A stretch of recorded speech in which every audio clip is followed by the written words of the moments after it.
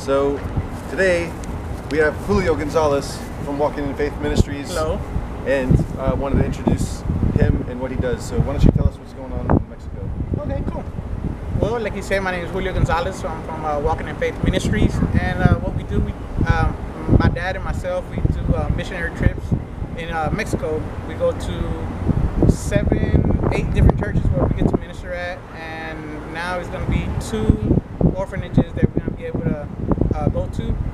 So we get to go fellowship with the kids, take them the word, hang out with them, and that's it. Like during the day, then at nighttime we get to go and minister at the different churches. Do you know about how many times a year or how often you go to Mexico? How often can you go? Well, it's only here in the border, so it's about like a 6 to 7 hour drive. So sometimes we go once a month up to twice a month, just depending on our situation with our job. Okay. So I brought Julio on because he and I have been really good friends for many years, and it's been put on my heart that my wife and I, we give tithe money to their ministry. Part of the tithe is supposed to go to the widows and orphans, and Julio's very responsible with the money that he's given, and he has people around town that help support him. We could use your support. He could use your support. So I know yesterday you gave me a phone call. You said you saw my video about the art. Yes. So I posted a video yesterday. I think it was yesterday afternoon or the day before yesterday. It was about part 2. Yeah, it was about the 3 different types of artists. We had the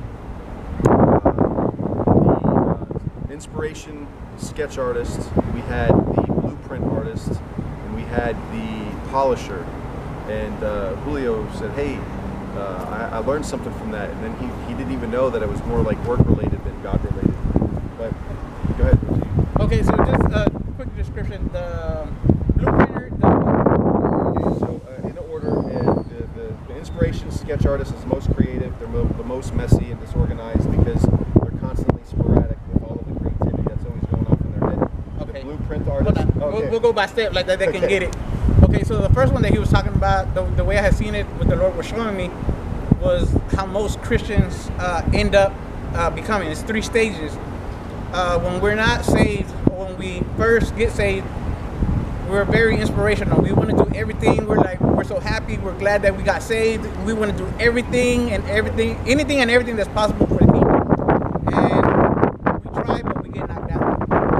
We don't get to do everything because people always say, "Well, you just became Christian. Slow down. You just became Christian. You don't even know the scripture to back up what you want to do." So you're inspired because of what God has done to your life, the transformation that He's given to you. But at times you don't even get to live it out that way. So then the second part is right, and part of that too is that the Lord says, Yeshua said, "Do not refuse the little ones to come unto me." And it's not just talking about kids, it's talking about even those who are new in spirit. You could be an 80-year-old person and still come to the Lord, and you still have something to contribute to the kingdom, right? Yeah. Okay, so the second type was the blueprint type. So basically they will take what the inspiration artist did, and they will break it down into front, side, 3/4, and back views. Okay, and then with that one was, so now you're going and you're getting some knowledge put into you. You start going to Bible studies. You have somebody to mentor you. You begin to see the different angles, but at the same time that you start seeing the different angles of what you can do as far as ministry-wise or in your Christianity walk, you also get to start seeing the politics, I would say, of church, and it kind of backs you off. Now you're not as inspired no more. Now the middle one becomes actually more work than anything. That's where it becomes doctrinal. Yeah. Which is the scary part, because you're supposed to have a relationship with God, not have doctrine of God. It's a living relationship with God. So even though that there's laws and rules and regulations according to His holiness, it's still an active role. It's still an active life, and that's what I was talking about in my other videos. Is that you want to have some kind of spontaneity with God. So just because the blueprint is there, you still want to allow for that creative atmosphere to be between you and the Father. Yes. Okay, so the third type was the polisher. He's the slowest one of the group. He's the one who's going to basically take the other two pieces of art and make something dynamite out of it and use it for one of two purposes. The first purpose would be for the client or the investor, and the second purpose would be for the consumer, so that they can see all the work that we're doing and get hyped up and motivated about what we're going to do. Okay, so the third type to me was that not everybody's going to run the same pace. Everybody, run your race at your pace. I'm not going to be, it doesn't matter if I'm been a Christian for over 20 years to somebody who's been saved just right now. Because this person here might have a relationship with God, as to all I do is I just have a knowledge, I can memorize the scriptures, I can do everything, but it's not coming out of my heart, it's just coming out of memory. And it's not the wisdom that God gave me, it's just I've gone to this seminary, I've gone to this Bible studies, I've gone to different preachers and the doctrine that everybody's put in. And so now it's like, run your own. Yeah, it's just experience. But you need to have something that you could bring into life from what you learned from the first one, from the first phase, from the second phase, and put it together. Run at your own pace, but make it valuable, make it worth your while to be able to give to others as well. Right. And I would also like to say is because this is the metaphor that he's learned. Just to kind of reiterate the fact, now that I feel like I have to reiterate this, but maybe for just in case some new believers looking at this, is we're not saying that an experienced person should sell their experience in the kingdom. If you're going to labor, or a mechanic or an artist or something, then you want to sell your experience so you can make a living. But the gospel is never supposed to be profited on. We're supposed to be building God's kingdom, not our own personal kingdom.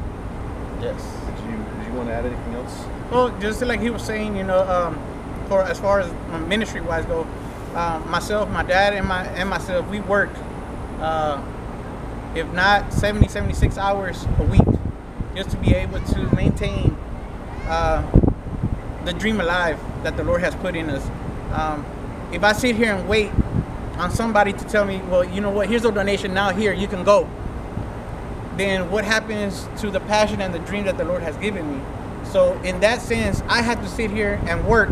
I don't wait till there's a certain amount of money for me to move, because I don't move by the emotions or by the money that somebody else will give me, because then somebody's going to say, well, you only do it because you have money, or you're only doing it because you're getting a paycheck out of what you're doing, so you are selling the gospel, and that's not the reason.